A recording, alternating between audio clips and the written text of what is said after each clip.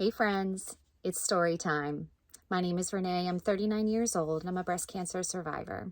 And in my previous videos, I've shared tips on how to navigate through a cancer diagnosis, screenings and imaging for breast health. But I've gotten the question, Renee, what happened during surgery and what's going on right now? So buckle up, it's a wild ride. I can't do this all in one video, so there will be a part 2, but this is part 1 of my surgery story. I was diagnosed in June and I was scheduled for my surgery in late July, so about a month and a half later. I chose the double mastectomy with reconstruction, and of all of the options, that was the best fit for me. Now, I was not a candidate for reconstruction via fat grafting or DIEP flap using tissue from other parts of your body, but I was a candidate for skin sparing and nipple sparing. So I was able to have all of the tissue removed in a mastectomy while still keeping the outer layer of my skin and my nipples. So I went in for my pre-op appointment at the end of July, and all of a sudden I started feeling a tickle in the back of my throat and a cough. But I told myself, Renee, ignore it. We're moving on. I went home and immediately crashed and burned. I got very sick. I tested myself for COVID and unfortunately tested positive. The hospital also tested me, got the results, gave me a call and said, "You're not having surgery." I said, "I know." And heartbroken, we had to cancel surgery. So I gave myself time to recover from COVID and then was rescheduled for my surgery at the end of August. The first thing we did when showing up to the hospital that day for my surgery was called sentinel node mapping. So the doctors want to test the nodes to find out if the cancer has spread. And every hospital is different. My hospital was able to do that during the mastectomy to get those results immediately so that if it was positive, then they would be able to take out more nodes to find out just how much the cancer had spread. So to know which node to take, I go down to nuclear medicine where they inject a dye in my breast, massage it and kind of get it moving around. And then we watch on a screen the dye go to the first node or nodes. Everybody is different. We have hundreds of nodes throughout our body. And the sentinel nodes is kind of like that first group of nodes in the line of battle. And then there's the axillary nodes as that second grouping. I only had one node in the sentinel node group. So they took pictures, gave the map to my surgeon to say, here's the one to take. So I go up to my room and wait just a little bit longer before being wheeled back for surgery. They give me the happy gas and I laugh my way to the OR. I don't remember anything after that, obviously. My breast surgeon was the one who started with the mastectomy. So his job was to go in and remove as much tissue as possible while still keeping my skin and my nipples. My tumor was not close to the skin or close to my nipples, so I was able to save those. So not 100% of the breast tissue is being removed, but a very good majority, probably like 95 to 97% of the breast tissue. They took out the node, had it tested during the mastectomy, and got the great news that it was negative. So we didn't have to remove any other nodes. After his job was done, then the plastic surgeon came in for a reconstruction. Now, since I was not a candidate for fat grafting or DIEP flap, implants was my option for reconstruction. But instead of going straight to implant, because we didn't know if I was going to need chemo or radiation, what he did was place in expanders. Now, expanders are super uncomfortable, but they have a job. And their job is to hold that place where the breast tissue was, take up that space. And then after I recovered from my mastectomy, then I would go in weekly for fills and have those expanders filled until I got to a point where I felt comfortable and said, okay, we're good here. And then do the exchange from expander to implant to match that size and that, space.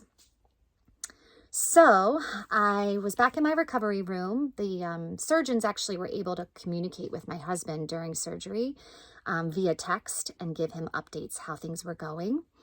I've heard stories of that surgery taking from, an hour and a half all the way to like 6 to 8 hours.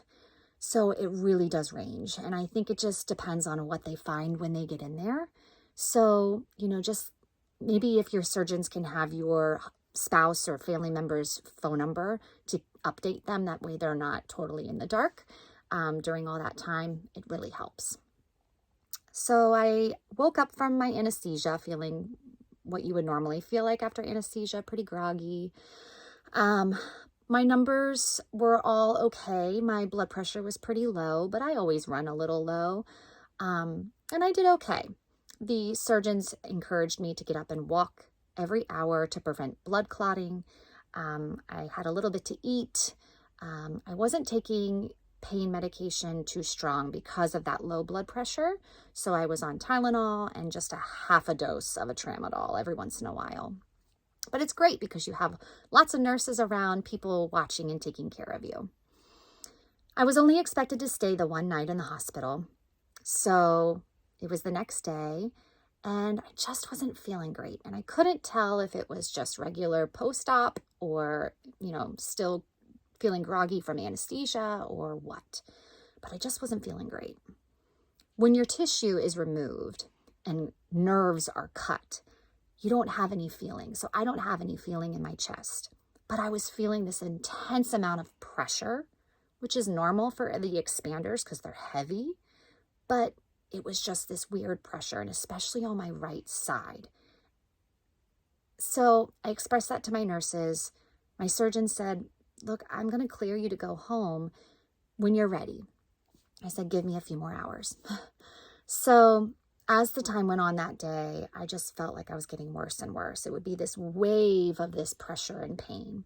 So finally, my nurse said, you know what, let's undress the bandages.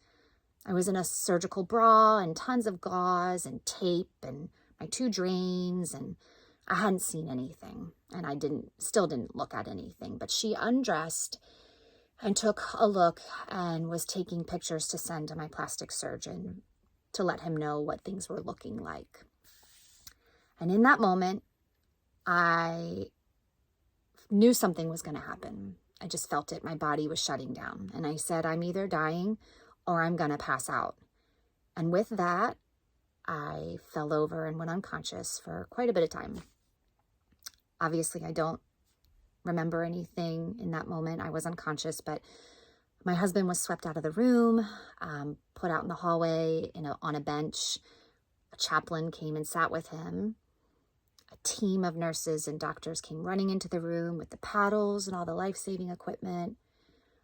I was on a floor, like a recovery floor for all types of surgeries. So a lot of these nurses and doctors that were in the room didn't know who I was, that I was a cancer patient, that I had just had a mastectomy. So there was a lot of yelling of those types of information and numbers.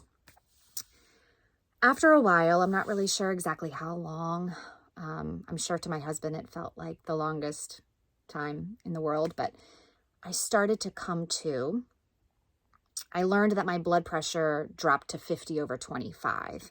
I think I just lost so much blood and other things that my body that's how it was responding.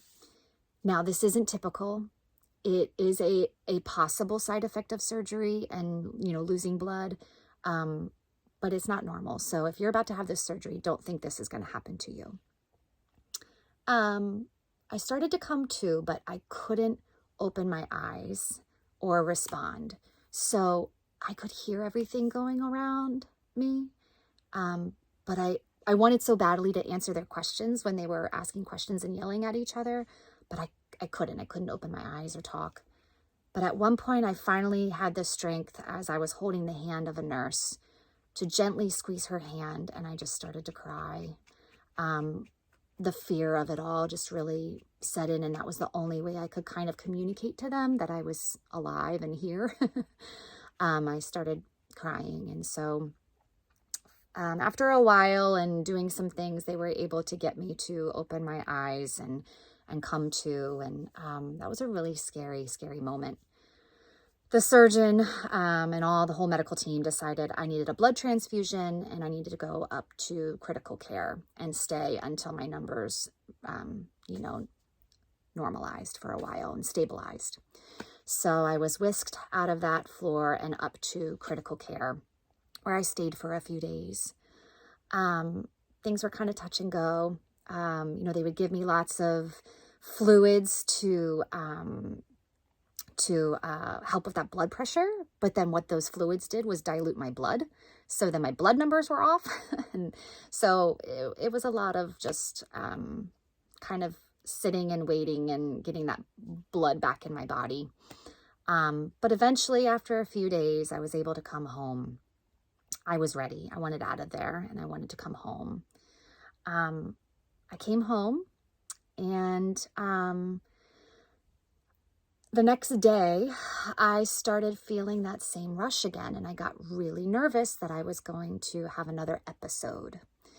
And I called my plastic surgeon, and he said, go to the ER immediately and prepare for surgery. Heartbroken, we got in the car and drove to the ER and met him there. And he was able to manipulate and do some things with my drains. He still said, look, we could still put you under and take out some of this blood that's collecting and things that are happening. But we waited it out a little bit after manipulating my drains, and I said, I just want to go home. So I went home and I kind of started to stabilize a little bit. So I hate to leave you hanging, but that's the end of part 1. Part 2, I will share with you what happened a few weeks later and the multiple surgeries I've had to go through and why.